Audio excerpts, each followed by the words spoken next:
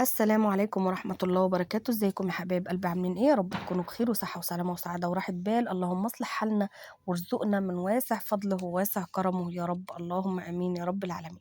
معاكم النهاردة مش انا اللي بعمل، على فكرة اللي بتعمل ريتاج بنوتي التانية اللي هي اخت هنا. ريتاج. سلمي عليهم يا كوكي. ازيكم يا جماعة عاملين ايه؟ انا اللي كنت عاملة كيكة عشان قلت لماما انا نفسي اعمل كيكة كده قدام الكاميرا وكده، فقالت لي بس براحتك. للأسف الشديد احنا كنا عاملين صوت كامل وهي بتشتغل، بس طبعا عمر بكلامه بطفيان النور بان انت تقرضي على طفل صغير وانت بتعملي حاجة كان صعب صعب صعب. بوظ لنا الفيديو كله، بوظ لنا الوقت اللي اشتغلنا فيه في المطبخ كله. بصوا شايفين؟ عمال يطلع لسانه ومبهدلنا مبهدلنا. نقول لهم يلا يا كوك المقادير. هنا كنت بتعملي ايه؟ كنت عامل كيكة بالبرتقال اول واحدة، وحطيت كيس تانك في مية. حطيت كله طبعا، كنت بقول لماما سيبيلي شوية عشان اكلهم. وانا قلت لها لا، مش هتاكلي بودره التانك كده عشان غلط عليكي. انا اصلا مش يعني مش بنجيب التانك ده، بس عيالي بيحبوه. يعني انا عندي بناتي بيحبوا التانك. التمر هندي اللي هو العادي البودر. انا بحب الحاجات الطبيعيه، هم بيحبوهاش. ونخلت كوبايتين دقيق في الطبق الاولاني. وهنا هتحطي قد ايه سكر؟ هحط كوباية او نص. كوبايه ولا نص؟ قرري. سكر نص تموين يا جماعه، سكر كوباية. تموين. سكر تموين، ولنا الشرف بسكر التموين. صراحة لونه بيبقى غامق وبيحلي الحاجة عن السكر الأبيض. كوباية سكر. شاطرة يا كوكي. وإيه تاني؟ كده جبت بيضتين او ايه؟ انا بتلخبط. خفت الشفشق. أنا قلت لها بدل ما تبوظي الكوباية المج بال... بالزيت وتقعدي كل شوية تعملي كوباية، لا. عايري هنا الكيكة التانية اللي احنا هنعملها. عايري هنا السكر، وعايري هنا الايه، السكر، يعني السكر وسكر الكيكة التانية بالمرة، عشان المج ايه قبل ما يتحط فيه زيت. حطت نص المج زيت اهو، حطينا نص المج زيت. وبعدين هتعمل ايه؟ هتحط ايه؟ دي بتاعت سلك. اللبن دي. احنا هي جهزت البرتقان بس ما عملتهاش. هي جهزت الحاجة بتاعتها. في دي هنحط لبن وشوكولاتة. احنا عملنا واحدة بالبرتقان واتنين بالشوكولاتة بالصوص الشوكليت، وواحدة بس برتقان. فبتاعت الشوكولاتة طبعا احنا بنحط عليها لبن اهو. حطينا لبن، نص لبن، كوباية سكر، بيضتين اتنين بيضتين. اليوم ده انا كنت عامله حفله وامي مسافره وهعمل حفله، بس يا ريت ما تجيش على غفله. كوكي هي اللي كانت قايمه بالواجب كله، وهي اللي كانت بتعمل كل حاجه. فانيليا. صح يا كوكي؟ بس عمر اللي بهدلنا. ما كانش سايب كوكي تعمل حاجه لوحدها ابدا. انت كنت هتحط الشوكولاته في المج ولا ايه؟ في اللبن، وبعد كده انت قلتيلي خلاص سيبيها للتانية، الكيكة التانية. اه. انا حطت يعني مقام كده 3 معالق كاكاو وبيضتين، نص كوبايه لبن. هنرجع تاني بقى ايه، نكب اللي في الخلاط دوت كله على الدقيق اللي في الطبق. الدقيق طبعا بنبقى حاطين عليه ايه؟ كيس ايه؟ حطيت عليه كيس مم. فانيليا. لا، كيس بيكنج باودر. بيكنج باودر. اللي هو الفانيليا انت كيك لسه حطاها شيف. في الشفشق. حطينا كيك شيف مش بيكنج باودر. ما هو البيكنج باودر بيكنج باودر، كيك شيف، كله ده واحد. بتحطي على الدقيق طبعا البيكنج باودر، وبعد كده بقى تحطي الايه، الحاجات السايله دي كلها عليه على بعضها بعد كده حطيت ده وتقلبي في بقى اهو. كوباية عشان نعمل بيه ادي الصوص اللي اول فوق. واحد، دي اول صينيه هنعملها، صح؟ دي اول صينيه اهو. حطت البيكنج باودر او كيك شيف. بص ببدأ عمر اني مش اقلبه سايب عشان الحاجه. ادمج كله مع اهي بعض. كوكا هتقلب بقى، ريتاج هتقلب كله على بعضه. انا بصفي لها البتاع للدرجه الاخيره عشان اشطفه لها واجهزه لها اللي بعده.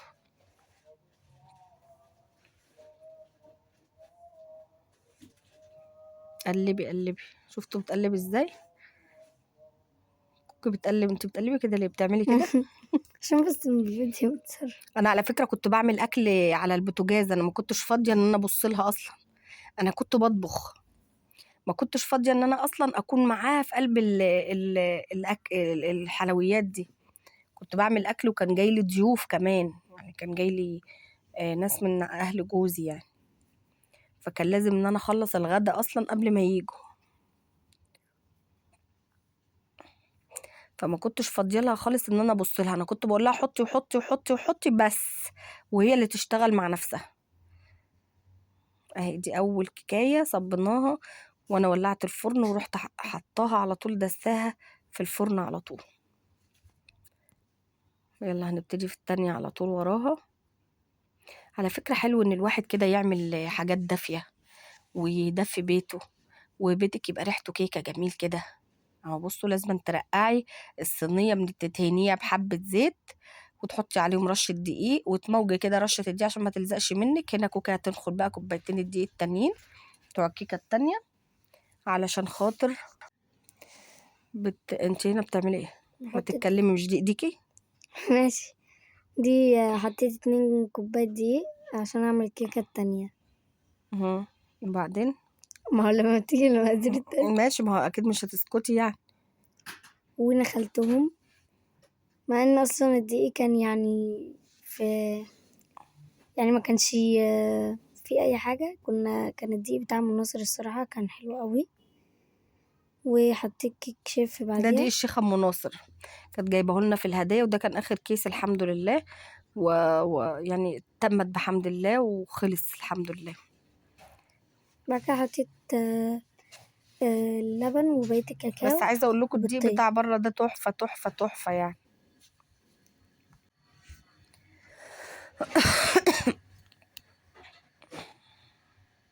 الشيخة ام ناصر جزاها الله كل خير طبعا، لكل الدنيا وكل الناس اللي هي بتراضيهم برضو. كل سنه وهي طيبه، كل سنه وكل داعم بيفرح حد طيب، كل سنه وكل بني ادم بيقف جنب حد وبيفرحه طيب. يا رب ربنا يفرح من فرح بني ادم، ويفرجها على من فرج كرب مسلم يا رب اللهم امين. وربنا يرزق كل بني ادم برزق اهل بيته يا رب اللهم امين يا رب العالمين. طبعا دي برضو صينيه بالشوكولاته، فعادي يعني الخلاط مش نضيف، ما هو مكانه شوكولاته قبل مكان اللي قبليه، فما حدش بقى يقول لي ده الشفشق مش نضيف، ده الشفشق مكانه شوكولاته، ما هو مكانه من الكيكه اللي قبلها يا جدعان اللي هي الشوكولاته برضو. برضو الخلاط الشيخه ام ناصر هي اللي كانت جايباه برضو، كله من خيرها والله الحمد لله، نحمده ونشكر فضله. معرفش انسى خير حد حتى لو هو ايه، يعني معرفش انسى خير حد حتى لو اداني بلحاية نزلت حلاوتها بطني، يعني اللي يدي لعيلي بلحاية نزلت حلاوتها بطني زي ما بيقولوا المثل يعني. الحمد لله ربنا يجازينا خير، ويجازي كل بني ادم خير، ان احنا مش نكرين جميل، ما نعرفش ننكر خير حد. ليه؟ لان احنا مش زي القطط بناكل وننكر. ربنا يجعلنا دايما نفتكر لكل بني ادم كل حسنة وكل خير وكل حاجة عملها في بيتنا، وكل حاجة رضانا بيها في بيتنا، وكل حاجة فرحنا بيها. وربنا يرزقني برزق عيالي، ويفرحني بعيالي وبتعليم عيالي يا رب اللهم امين. ادعوا لي دعوه حلوه، اللي وصل معايا لحد هنا في الفيديو يدعي لي دعوه حلوه بصلاح الحال وبالرزق الوفير لبناتي، مش ليا، مش ليا. انا ما بيدخل لي اي حد بقول له اسال ولادي نفسهم في ايه او عايزين ايه. الحمد لله عمري ما طمعت لا في داعم كبير ولا في داعم صغير ولا في حد عارفه ان هو ممكن يديني او يعمل لي او يسوي لي. الحمد لله نحمده ونشكر فضله على كل خير ربنا وكل عطايا ربنا. ربنا ما بيأزمهاش غير ان بعد العسر يسر، إن بعد العسر يسر. ربنا ما بينساش حد، ما بينساش عبده الفقير، ما بينساش حد خلقه على وش الأرض من غير ما يرضيه. الدودة في الحجر بتاكل وبتشرب، وأنا رزقي ورزق بناتي على رب العباد، على رب العباد. ربنا يرزق كل بني آدم ويفرح كل بني آدم، ويطعم من طعم ويفرح من فرح. وجزاها الله كل خير، كل شخص بيقف جنب بني آدم جزاها الله كل خير. آه هنا بقى كنا بنعمل التانية اللي هي بالبرتقال. التالتة التالتة أيوة. التالتة ام برتقان بقى، اللي هي عملت لها اصلا التانك في اول بس عمر الفيديو. يا جماعة أصلا عمال عايز ياكل شوكولاتة، رحت منزلة خالص. انا قلت له استنى اما تبرد واقطعها عشان ارمي عليها الصوص. اهو دي كانت اخر كوبايه دقيق، والحمد لله وقضي الامر الذي فيه تستفتيان. الحمد لله انتهى بالهناء والشفاء. حطيت لها هنا بقى الحاجات ديت، كنت انا بعمل بقيه الاكل ورحت حاطه لها الحاجات جنبها عشان تعملها ايه مع نفسها كده. حلو ان انت تدخلي بنتك وهي صغيره المطبخ، حلو ان انت تعلمي عيالك المسؤوليه، مش وحش. حلو ان انت تعلمي بناتك ان يبقوا شاطرين ويبقوا حركين في البيت، ما يبقوش بلطين. مش حلو ان انت بنتك تبقى كبيره وما بتعرفش تعمل حاجه في البيت، ما ينفعش. ما ينفعش، دي هتبقى ربة أسرة، هتبقى ربة أسرة وربة بيت وربنا يجازينا ويجازيكم خير يا رب، ويعطيني ويعطيكم الرزق الحلال الطيب المبارك فيه من عند الله سبحانه وتعالى. حطت البيكنج باودر على الدقيقة اهوت اللي هو الشيك شيف. كملي. ممكن أقلبه شوية كمان وبعد وبعدين كده. تجيب الخلاط. الخلاط ده تعب معانا أول يوم ده يا كوكي، يا ريتال.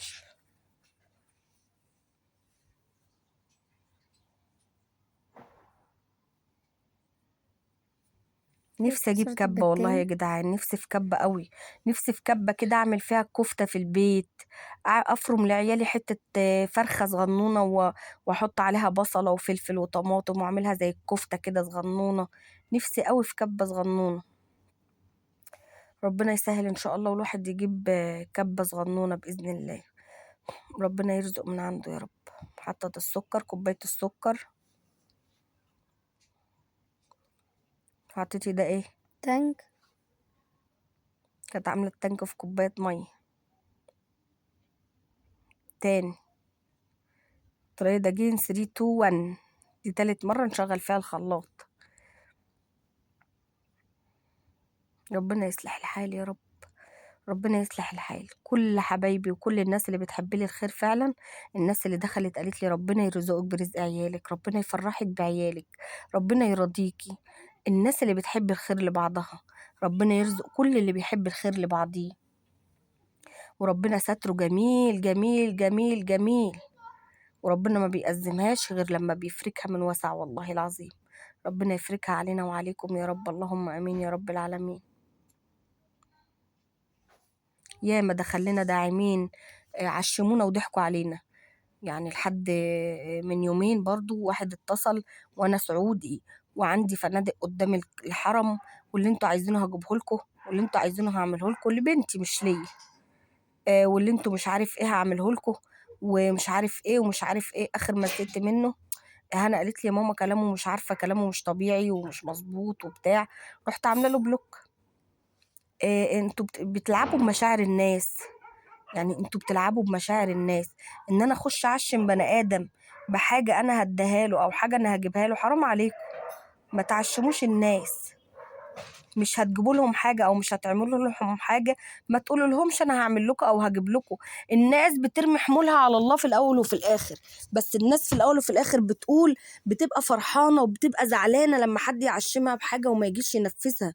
البني ادم بيبقى زعلان. هو طبعا الاول والاخر العشم في ربنا سبحانه وتعالى، بس انا ليه إيه اللي يدخلني عند فلان او علان اقول له انا هعمل لك وهسوي لك وهجيب لك وكاني وماني وما اعملوش؟ طب انا من الاول دخلت له ليه لما انا مش هجيب له او مش هعمل له؟ دخلت له ليه؟ قلت له ليه؟ عشمته ليه؟ البني ادم لحرام لما حد بيقول له انا هجيب لك بيتعلق في حبال دايبه، بيتعلق بالحبل في قشايه زي ما بيقولوا، قصدي بيتعلق في قشايه، بيبقى فرحان ان فلان كلمه، وايه ده حد سعودي كلمني هيجيب لي ويعمل لي ويعمل لي. العيله بتتعشم يا جماعه. انا بنتي اتعشمت من ناس كتير قوي ومحدش جاب لها حاجه برضو زي ما بيقول. ليه كده؟ يعني مش هتعملوا ما تعشموش، مش هتعملوا ما تعشموش، خصوصا الأطفال. محدش يعشم طفل ويسيبه، حرام عليكم. حرام عليكم بجد أقسم بالله. هنا أنا رشيت بقى الصوص هنا على على الكيكة البني. وهنا عملت إيه كوكي؟ أنا بقى اللي كملت شوية الحاجات دول. ماما قطعت الكيكة بعد كده تحط عليها الصوص بقى. وبعدين انا قلت له اللي هيحصل بعدها هتحط عليها الصوص. ما أنا حطيت الصوص أصلا. ما شفتوش.